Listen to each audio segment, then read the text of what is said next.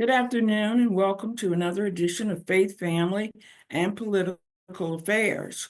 I just wanted to come to you and speak a little bit on the topic that I had promised a couple of months ago that we would address in March, and that is, where do we go from here? At the time that I suggested that topic, it was earlier in the Trump administration, maybe about a month in.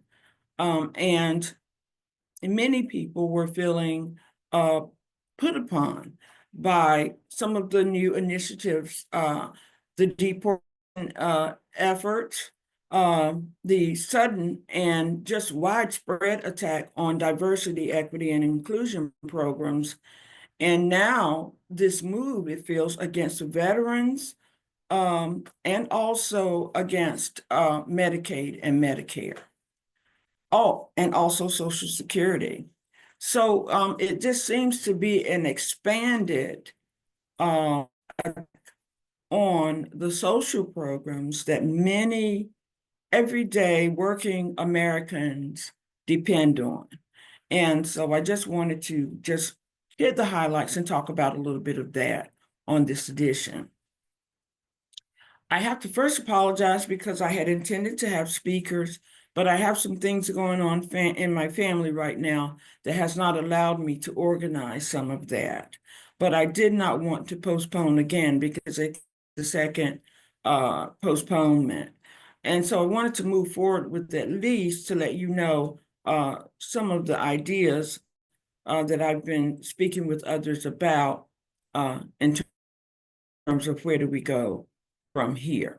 So, but first of all, we have a new development with the Trump administration, Trump-Musk administration, because that's what they're famous for. They're very famous for dominating the news cycle, and they do something every day that, if you truly wanted to, you could talk about what they're doing every day.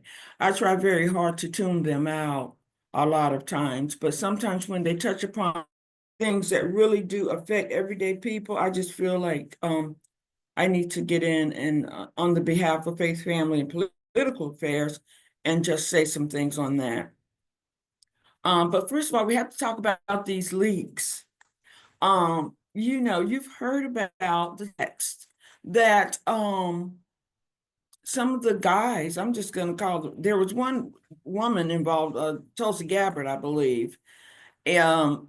But Pete Hegseth, who is in charge of our Department of Defense right now, apparently they were having a major meeting about an attack that they were planning on Yemen. I don't know a lot about the conflict, but the Houthis are a group that they say is a terrorist group attacking that group. And they had a big powwow, big meeting about it, and inadvertently added a journalist to their text group. Now, all of us are familiar with our phone. We use our phones a lot, and we create text groups, and we do all this stuff, pretty much on a regular basis, most of us. But it's pretty, involved step to create a group and then to add someone to the group. It actually takes a couple of steps. So we don't know yet how the journalist was added. His name was Jeffrey Goldberg, got added to the text group. But he did get added.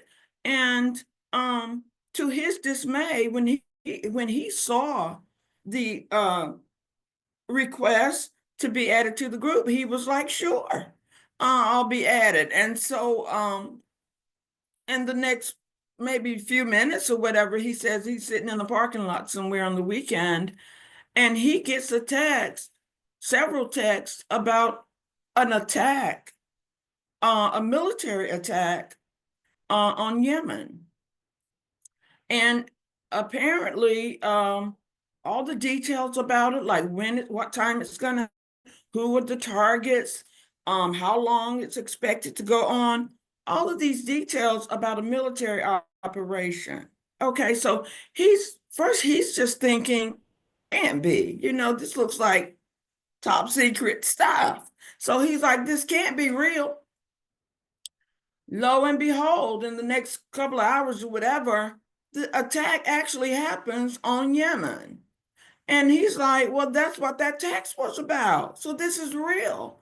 And it turns out that he was actually in a text group that was supposed to be top secret, a military operation.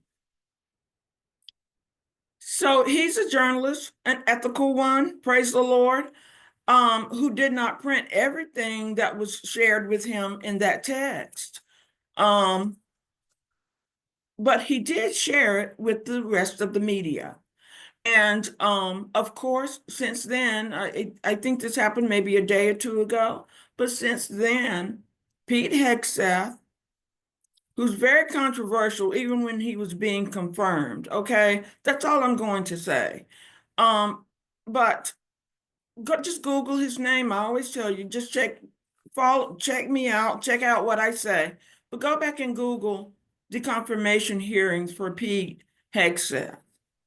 And make your own judgments on that, because now we're far removed from the confirmation. He's in the spot.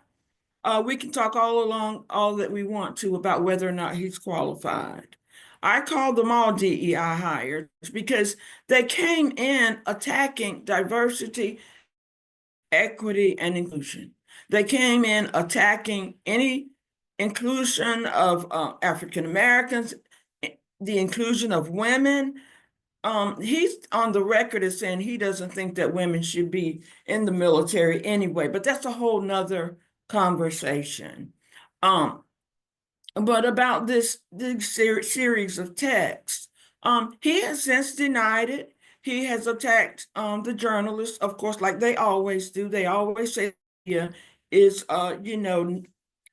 not qualified and inept. That's what they do to me, about all American institutions, voting systems, you name it, Social Security, you name it. They always say that there's some major flaw in a person or an entity that they disagree with. So they're attacking this journalist now, but thank God he kept his receipts. Okay. He kept screenshots of those texts that were sent to him, which he did not ask to be a part of the group. Someone invited him into the group. If you've ever created a group, you have to invite to the group. And then that person has to accept, the invitation into the group. So, you can't just join a group without the administrator of the group inviting you, and then admitting you into the group. Okay, so he's covered. Basically, he's covered by the technology. Several people have shown screenshots he has of the text.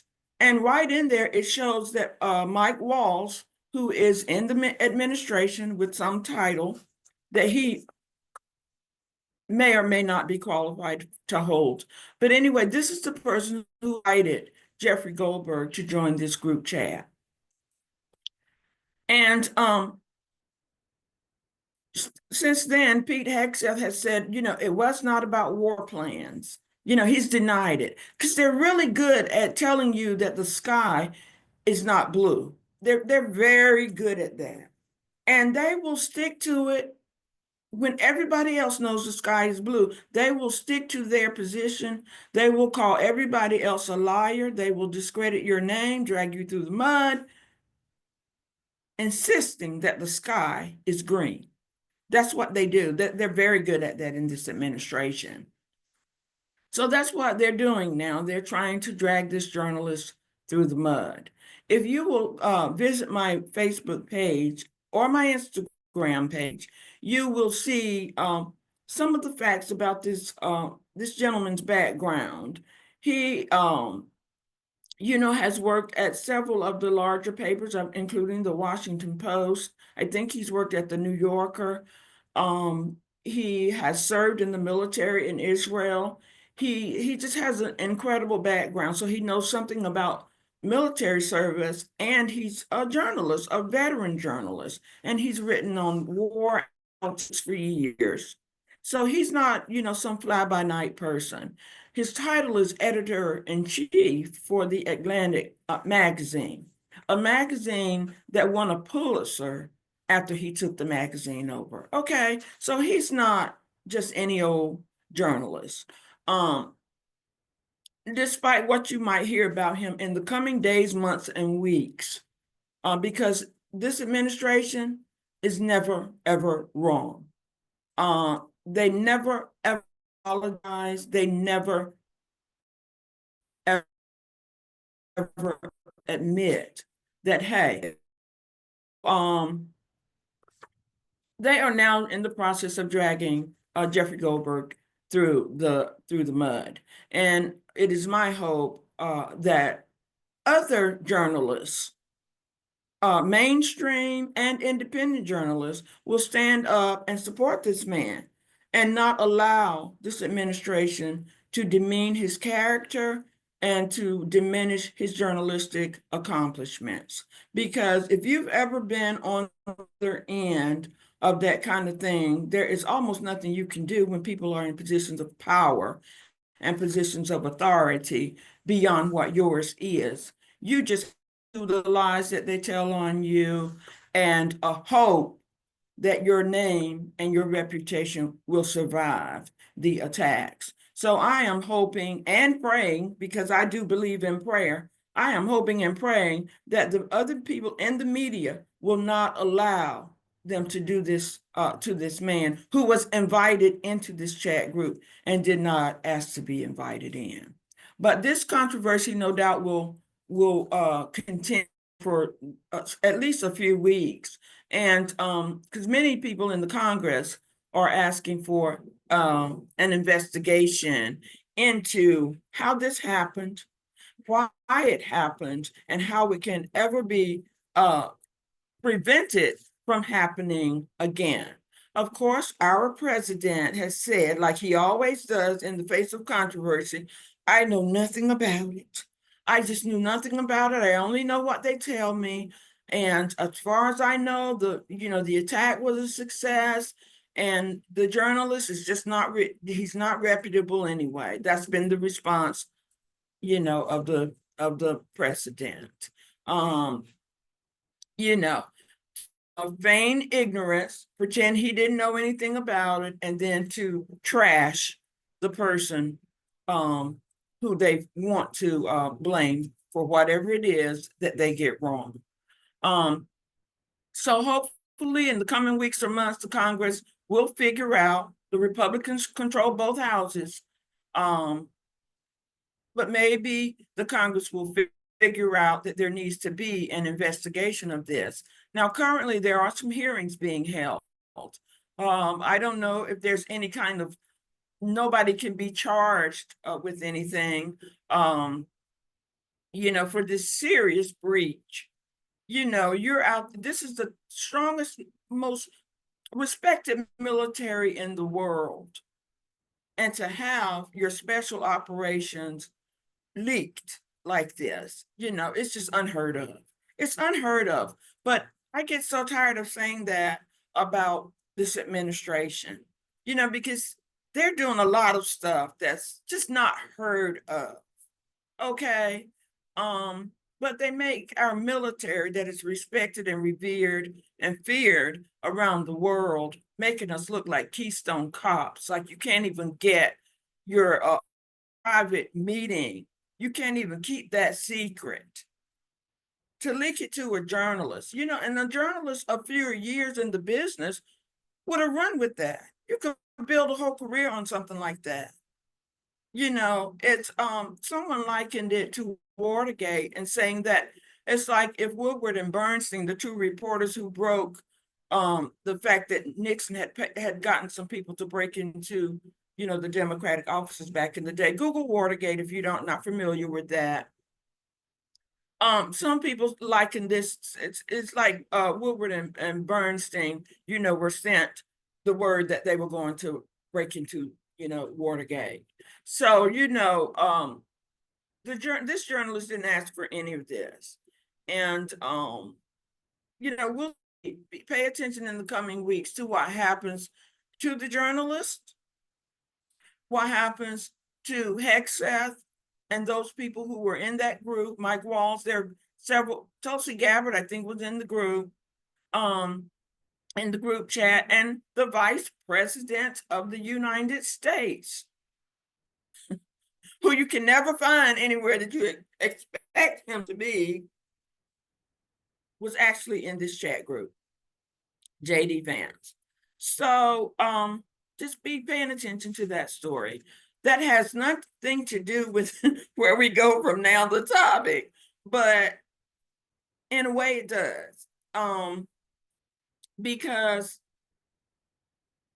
how safe do you feel if the top military people cannot keep a secret like that? How safe do you feel? Some of the European countries are already talking about how the tariffs have many of them feeling like the US is attacking old friends of this country, like we're attacking our friends. And the way our president treated and vice president treated Zelensky of Ukraine when he came here to visit, the way they humiliated him, tried to humiliate him. Of course, for many people, that raised the way they attacked him, bullied him, raised his profile around the world. More people came to respect and honor him because of the way that he withstood their attack, their double team. That's what we used to call it, when two people come against one person that they think has less power than them. But so many people have since embraced around the world. Saudi Arabia, for one, and several other countries that he's visited, England, the UK, all embraced him since he visited here and was treated so badly by our president and vice president. But we continue to, make enemies of, people who've been friends, countries that have been friends, like Canada for years, decades, friends of the US. And so when you couple that with this blunder of leaking military ops, I mean, we just don't know how safe the country is with these new people, running, who clearly have some qualification issues in terms of the offices that they find themselves in now. So we'll move on from that. That wasn't even on my intended list of things to talk to, but as I said, with this administration, there's always some new development that can take you in a different direction from if you try to follow everything that they're up to. So let's get back to where do we go from here? And when I came up with that topic, that was meant really for the people to start thinking about really not responding every day to something that they do, because they have these antics. Some people liken this administration to a magician who, the reason that the magic tricks work is because they call it sleight of hand.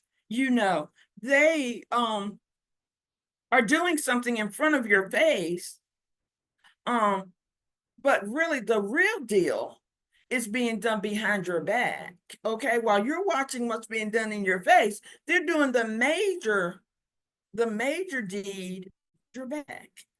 And so what looks like magic to you is just that you've been sort of duped. Okay, like you're not looking behind your back where the real stuff is happening. And so that's why I kind of tell everybody, stay woke, pay attention, stay vigilant. Pay attention not to just what they say, but pay attention to what they're doing, what they're actually doing. And to that end, where do we go from here? I just had to mention that, I find a lot of my guidance. I take a lot of it from the civil rights movement. Anybody who knows me knows that I look at history, and that's a moment in history that I think certainly informs what is happening right now for African Americans, but I think it informs what is happening around the country. So Dr. King wrote a book, I think it might have been his last book, called Where Do We Go From Here? Chaos or Community? The book was published in 1967. And if you Google that book right now, you see a copy of it, and you can actually read a few pages in preview for free. That is meant to entice you to go on and purchase the book. And I'm telling you, it's worth it. But where do we go from here, chaos or community? And there's a wonderful foreword written by Coretta Scott King, his wife, in which, she just sort of intimates that, even though we lost the prophetic voice of her husband, as she called it, a prophetic voice, and many of us agree with that, even though we lost his prophetic voice, she was hoping in that forward that we do not lose the benefit of his teachings. Okay, not just about nonviolence, which a lot of people like to repeat when they want to step on your rights, but that we will also, pay attention to how he warned about militarism and how he warned about poverty rates, and that the humane piece, how we will treat poor people among us in our country, that would be the next level of the civil rights movement. And she mentioned that in her foreword, and he mentions that in the book, and he talks about how when it was just about, when the movement was about attacking or gaining constitutional rights, stuff that was written in the Constitution, that rights that belong and privileges that belong to all Americans, that was plain. He was saying, that was in writing, but you know, but the next level of the fight is more about morality and humanity. How will you treat the poor among you? And he says, Dr. King says in that book that that's a little bit more complicated, even though, the movements to desegregate and all of that was certainly complicated and difficult and hard fought and hard won. But he says this moral right is even more complicated, and because it requires, money, and it requires somebody giving up some money to make sure that people aren't always living in poverty, and there's a person that they quoted, and I'm gonna try to find that. His name is Hyman Bookbinder, and his quote is something, I'm going to see if I can find that. Talks about, there is a way to end poverty, but those who have a lot have to be willing to slow the pace of their continued gaining of more money. Okay, like you can still gain more money, but just do it at a pace that allows other people to live, and not to just always be struggling, but so do Google that book, Where Do We Go From Here? Chaos or Community, written by Dr. King, and purchase it. You won't regret, that purchase, because it informs this time that we're living in. And it's kind of sad, because that was 1967, and many of the topics that he's addressing are relevant right now,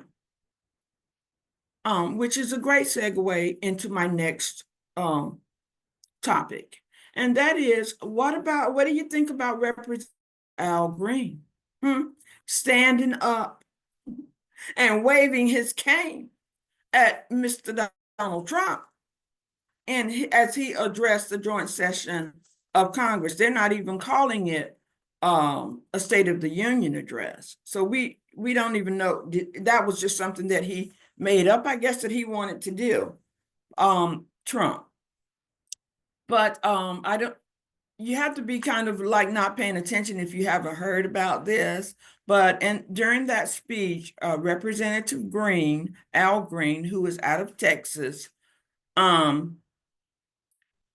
stood up. He said he was just collecting his things. He was just going to walk out because that was his plan from day one. You know, many of the Democrats had planned not to even attend that speech, but they feared that the Republicans would just fill those seats with other Republicans and just,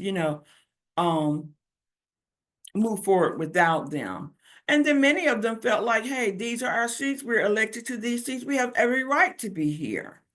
But Representative Green was planning to leave as Trump began to talk about this great mandate that he got, because he got so many around the country. And Representative Green was just getting fed up with that because, once again, that's a fallacy. That's one of those the sky is green kinds of things. He did win. He won the election. We didn't hold any insurrection, the people who did not vote for him. But he didn't win the mandate that he pretends that he won. He won something like, I think it's 70 million. And then I think he won like 80 million votes. And I think, and Kamala Harris and Tim Walz got about 70. But there were like 100 million people who did not even vote. Okay, there were a lot of people who stayed home and did not vote. And so that gave him the victory. Okay, so if a large chunk of the people don't vote at all, you don't have such a mandate. We have to find out why those people felt so apathetic that they did not vote at all. They felt neither candidate, neither party met what their vision of the country. And so they didn't vote at all. So it's not such a mandate. God, he did win, but he didn't win by a landslide that he thought he would. Okay, but that's a whole nother piece. So Representative Green was just getting fed up with all of this talk about, I won a mandate, I love a landslide. And he thinks that because he won so huge, that he can just do anything he wants to do with the country. Doesn't have to listen to the courts, doesn't have to listen to the Congress, and doesn't have to work across the aisles like has been the tradition of our legislature and our executive branch. He just feels like he can just do executive orders all the way through, which an executive order is something that the president alone doesn't have to get the permission of Congress, doesn't have to get the permission of the courts. That's how he has done a lot of things, like try to dismantle the Department of Education by signing, just writing a pen with his pen, just signing as an executive order. He thinks he can just close down. He tried it with USAID, which is our arm of humanitarian aid around the world. Just with the executive order, he thinks he can just dismantle all of that good, hard work that this country has been involved in for decades. So long story short, Representative Green had heard about all he could take, and he was collecting his things to walk out. But when Donald Trump said something about the mandate, and he began to talk, he said, you don't have a mandate to cut Medicaid, okay? Because a lot of Americans in Representative Green's districts rely on Medicaid and Medicare for their health benefits. But, just multiply that around the country, not just in that district, and certainly not just in Texas. Many, many people of our elderly rely on their Medicaid, their Social Security, and their Medicare benefits. Okay, and so Representative Green stood up with his cane and pointed it and said, "You do not have a mandate to cut Medicaid." Okay, and of course, Mike, what is his name? I can't think of his last name now. The speaker, he stands up to read the rules, because now they're all about rules, when it comes to somebody standing up against them. But when Marjorie Taylor Greene, the Republican, when she's always shouting out about when Biden was speaking, she was known for that. Just shouting out and whatever she feels like shouting out. And she's never been censored. She's never been even called out for it. Not as a reprimand, a formal reprimand. But the speaker decides that he wants to read the rules and have Representative Green removed, from the room, which he did. And then in the coming days, they moved to censure him, which is a form of punishment for the members of Congress. And he was formally censured. And many of his colleagues, you have to show up in person when you're being censured like that. You have to show up in person. But as he was there to be censured to receive his punishment, some of his colleagues surrounded him and they began to sing, the old civil rights war song, "We Shall Overcome." Some people thought it was tired and old and not a lot for what is required right now. I think for this gentleman who's 77 years old, it was more than appropriate. They in that generation believed strongly in non-violent protest. Okay, they believed that you protest, hey, and you take whatever punishment comes for the protest. You have made yourself heard, you have made your position known, and if there are listening ears that are empathetic in positions of authority, you might be able to affect some change.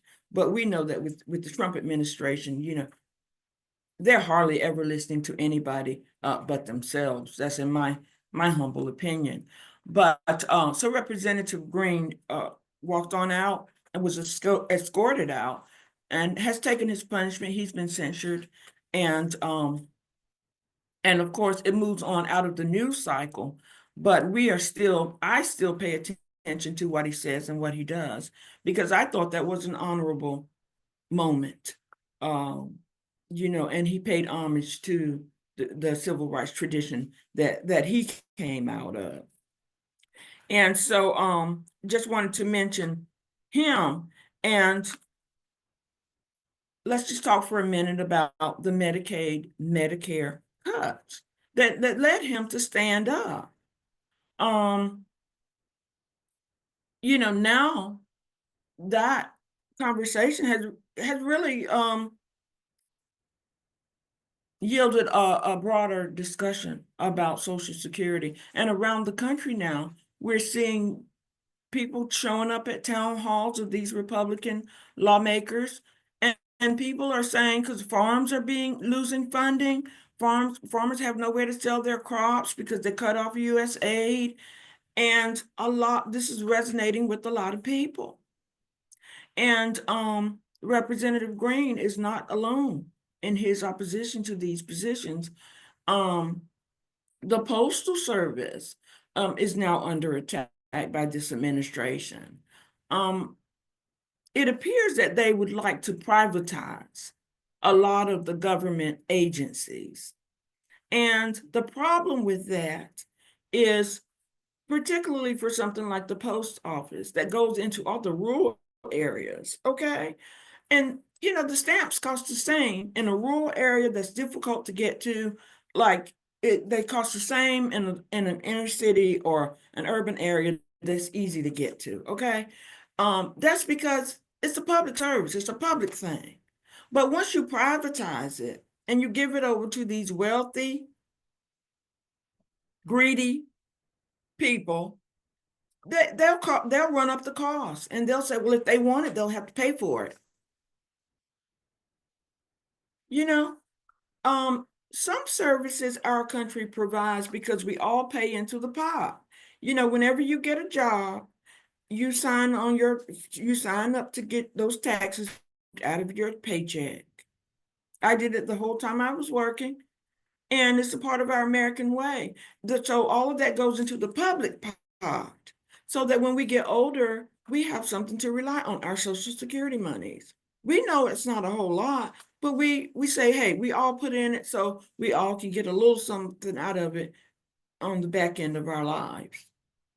But if you're Elon Musk and Donald Trump, what do you care about that? If you got enough money, you and your children and your grandchildren and great grandchildren are set for life with trust funds and this, that, and the other.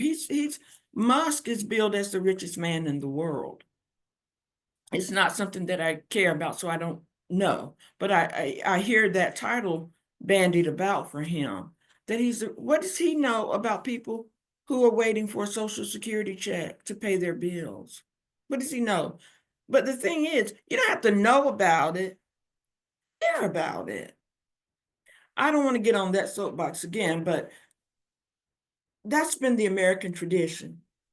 I said it before, Americans who had a lot, traditionally, it was instilled in us that if you have a lot, then you are concerned about those who don't have, who are less fortunate than you. And so you're concerned that there's something in the pot for them.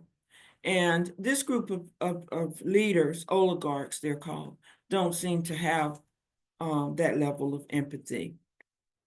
But the American people are starting to revolt, and they're showing up at different town halls, and they're marching in the streets, and they're making themselves heard.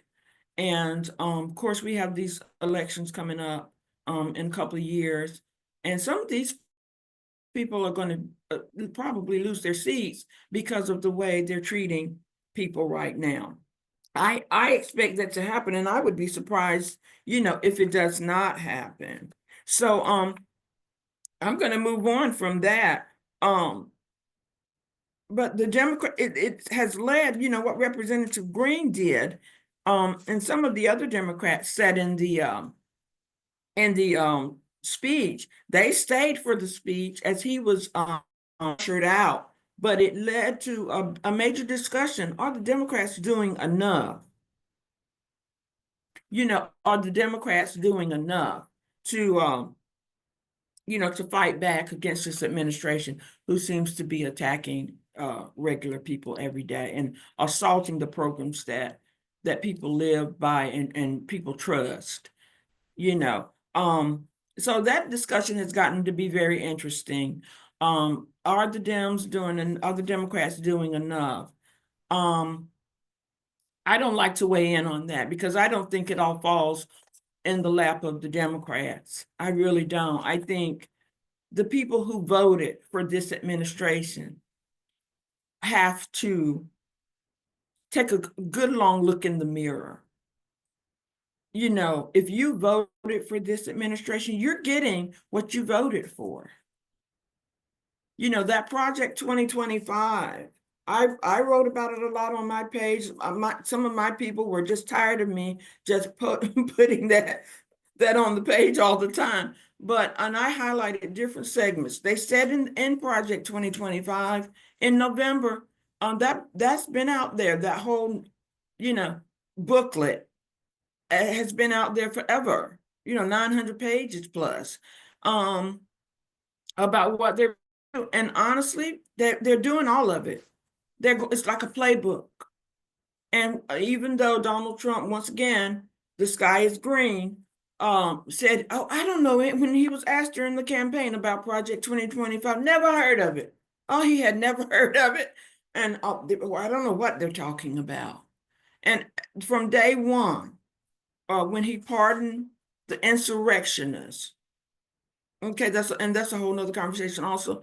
But when he signed that executive order pardoning all those people who were convicted for attacking the Capitol on January 6, 2021, from that point on, he began to with his pen enact all of the elements of Project 2025, okay, including the dismantling of the Department of Education, the removal of words about gender and equity and diversity from all government documents, and removing some of the African American history from government websites. He's been doing all of it, and it's laid out in Project 2021. So my thing is, you can't put all of this that this man is doing in the laps of the Democrats. The Democrats aren't the only ones who need to take a long, hard look at themselves. If you voted for this administration, there was a woman on and online. If you go online, I'm telling, social media is full of, they call it FAFO. I don't use those kinds of words, but F, you can figure it out, around and found out. And they're saying that some of the people who voted for Trump right now, they effed around and they found out. Deportations. There's so many people on there now. There was a woman that I stumbled across the other day. It was on one of the major news networks. She was in tears, bless her heart. My heart went out to her. But she's afraid that she's going to be deported. She's Venezuelan. She's been in the country for years. But she's afraid that she might be deported. And she has a young son, and she's afraid that he might get swept up, because we know now that they rounded up a bunch of Venezuelans who they just said were a part of a gang. And some of them, they have since found out, had no criminal records, and they shipped them to, they say, one of the worst prisons, in the world. Some of these people are innocent, some of no criminal background. And this woman was on a major network. She was all in tears, and she was very fearful for herself and for her son. And I felt for her. But guess what? She voted for Donald Trump. How can you do that when all he ever did was talk about securing the border, number one, but Latinos, Hispanics are violent criminals, gangs, rapists. You just you pick a title. Pick a title. And there were so many people in that culture, and we don't expect a culture to be monolithic and everybody vote, in a block the same way. But by large percentages, they voted for Trump. Project 2025 just talks plain and simple language about deportations, honey. And they're doing everything they said they would do, including stripping away protections for children in that culture. Okay? Just the other day, they're removing these children's rights to have legal representation if they have to go to court to fight deportation. Children. So, some of the more crass people are saying, hey, you just effed around and found out. I'm not of that feeling. I don't, but my thing is, pay attention. You're smart enough to know that you should go out, register, and vote, but you're not smart enough to know that this person is coming for you. You better figure out who your friends are and make sure you're not voting for your enemies. Or did you think he was talking about the other Hispanics? I'm sorry, but pay attention. What makes you think that he was not talking about you? If you're Venezuelan, which is in that, that diaspora, that umbrella of Latinos, what made you think that he wasn't talking about you and your family? When Kamala Harris and Tim Walz were talking about humane ways of addressing the border crisis, no one was saying there is no border crisis. but they were talking about processes, that you'd identify people and the people have a process that they go through our courts, and you figure out who's here illegally and who's not. And of course, that takes more time, but it's more humane, and you don't run the risk of sending somebody to a hellhole who's innocent. So that's my little speech on that piece. But again, I always say, pay attention and vote your interest. Vote your interest. Know who your enemy is in the political arena. So when they say to me that the Dems need to get it, the Democrats need to get it together, I don't disagree with that. I think that we do need new leadership. And I talk about that on my page, that we do need new leadership. I say we need leadership that is forward thinking, and I mean by that, what do you expect this country to look like 5-10 years from now, and be working toward that. That means that if your politicians are already in their 80s and 90s, you need to be looking at some 20-somethings, 30-somethings, 40-somethings to be grooming and, for the future. Forward thinking. You need to be putting them out front so they know what that fire feels like when it comes for them. They know how to fight it. But if you always keep them on the back burner, the AOCs of the world, the Jasmine Crockett's, and you don't put them out front and you don't back them, then 30, 40 years from now, when you're gone, they won't know how to fight. This is a fight. So when I say forward thinking, that's what I mean. You're looking forward 20, 40 years from now. So you prepare your young people now, Democrats. You prepare them by letting them do the fight. You don't prepare them by, okay, they've watched you long enough. Okay. Now you got to let them do it. And you have to be humble enough to listen to them when they say, hey, maybe we need to do it this way. Some of us old heads, we don't like to give up that power that we have, and we don't like to just let the young people take it over. I'm not one of those people. I love the spirit of the young people. So one of the things that, one of the moves of this administration recently was to turn back segregation. They in government facilities, they say segregation is now cool. Okay, I think that was another executive order that he signed. But let me tell you, when I first heard it, I was hurt, because how can they do that? And what does that mean? Are we going to go back to the colored and white fountains of water? Or what does that mean? But the young people, they were like, okay, let them turn it back. They got a lot of stuff that they've taken from us. Anyway, are they going to give us our stuff back? They're going to give us our 40 acres and a mule? I love young people. They don't see it the same way we see it, okay? They're like, they want their 40 acres and a mule back, okay? They're like, okay, let us segregate us. We like being among ourselves anyway.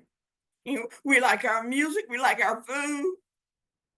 So to them, it's not a punishment, okay, to say they can't come to this white area, or, So one of the young people online said, I don't think this was the response that they expected.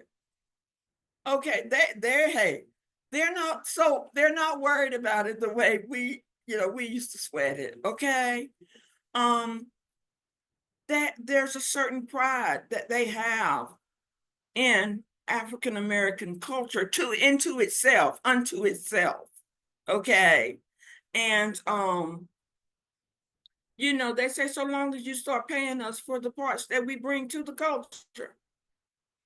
I think this is a very interesting position that they're taking. See, but if you don't invite your young people in to share their thoughts with you, you're stuck thinking that maybe this is another fight that we need to fight again. And they're like, no, let's move forward. New fight. They're like, they're not gonna fight segregation. They're not gonna fight that again, you know. So that's why you need to listen to new voices. And so that's my last thing. Pay attention to what the young people are saying. Invite them at the table. Give them a seat at the table. In fact, let them sit at the head of the table sometimes. Let the young people sit at the head of the table. Let them be up there on the dais sometimes. And we're us all sitting out there in the audience listening to what they have to say. What is your take? How would you deal with Elon Musk? Okay, some of you guys, some of our HBCU young people, they're brilliant.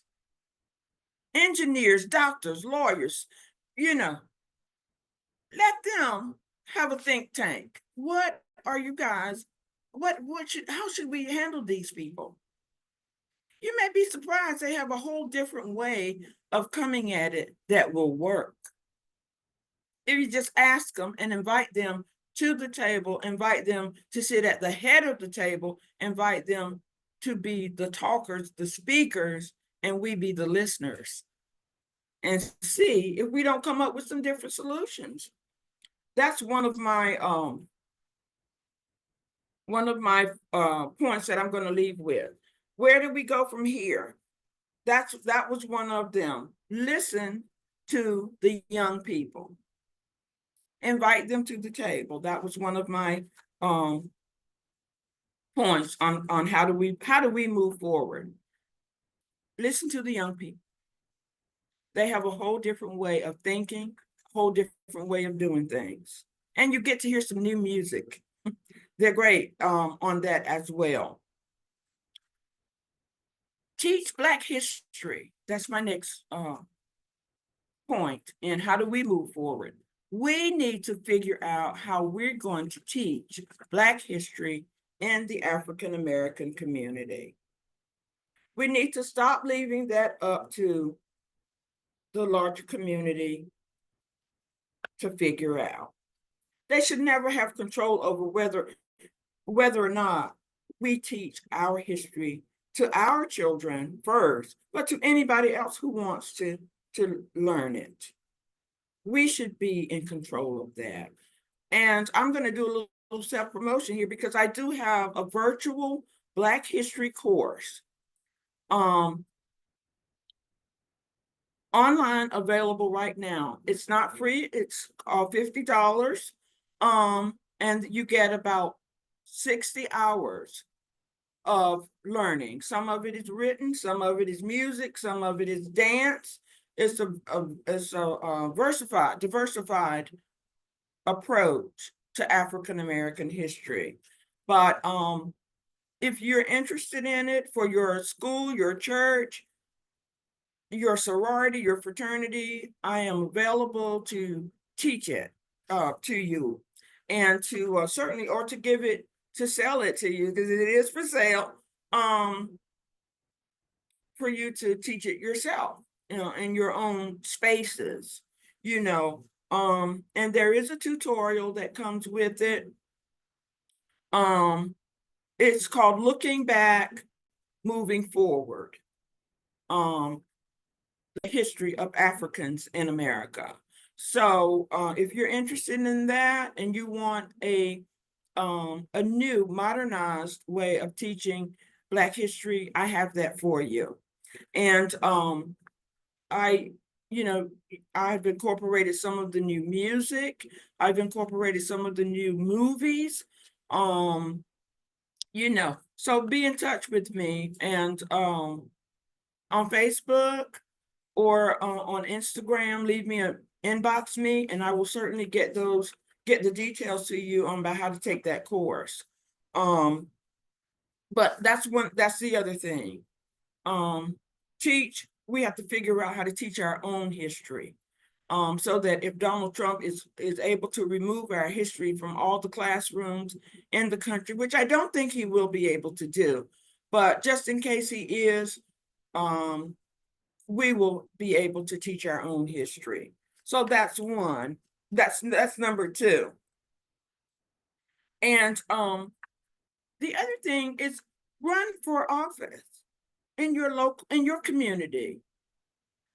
Look for a way that you can get involved. Run for office, run for your school board. There's so many people who think that you have to be like a mastermind to do these kinds of things. Run for your school board, run for your elections board, run for your county commissioners. You know, if you've been in that community your whole life, you have as much knowledge about that community as anyone else. Um, if you've been a member of the same church, get your church group behind you and say, you know, I think I'm going to run for the school board. Get 2 or 3 people to run. And then your church group and the churches you fellowship with, y'all go support that person. Make sure that that person gets elected. And guess what? Once that person gets elected, because it will happen, once that person gets elected, then you can go to that person and say, you know what? There's a pothole on my street that's been, that's causing me messing up my tires, you know. Can you get that filled? And because you help that person get elected, sure, they're going to address your needs. You can go and say, well, I've been wanting my kids, the band at school, I've been wanting them to get some new instruments. If you help elect the person on the school board, you can make sure that that person answers the needs that you have. So run for something. Run for school board, run for elections board, run for the county commissioners. And align yourself. You're already in some groups. Think about, what group am I already a part of? I'm an Eastern Star. I'm not active. I haven't been active in years. My career was so demanding as a reporter that I hardly, and then we had a clause that we weren't supposed to get involved in too many social things because we had to cover them and you had to be, unbiased. So we had to be careful about what things we could join. But I am Eastern Star. So that's one thing I'm looking to get back involved in again. That's a connection to the community. That's a way to some other voices. What are you guys going to do about this new administration? What group are you already a part of? Many African Americans are parts of sororities, and they call it the Divine Nine. At the University of North Carolina at Greensboro, where I went to college, at the time, we didn't have those social African American Greeks, but they do now at UNCG. But those groups are all around the country. Join something, become a part of something. Don't be out here alone in this climate, because you're already a member of something. It may be your church.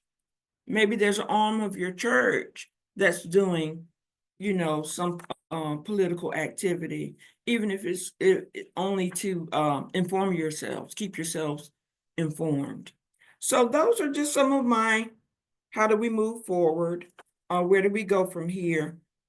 Those are some of my suggestions. Protect the history, learn the history, and talk to our young people. Give the young people the floor. Ask them what do they think we should be doing. Okay, so those are my highlights. I want to thank you for listening in. You know how I ramble on. I have a heart for this, a passion for this. And the next time, hopefully we'll be back to our forum and our speakers. But I just wanted to share to wrap it up, some bright spots, because everything, that I just talked about is so deep. I just wanted to give you some bright spots. I stumbled across this wonderful comedian called Godfrey. And he has a website. Oh, wow.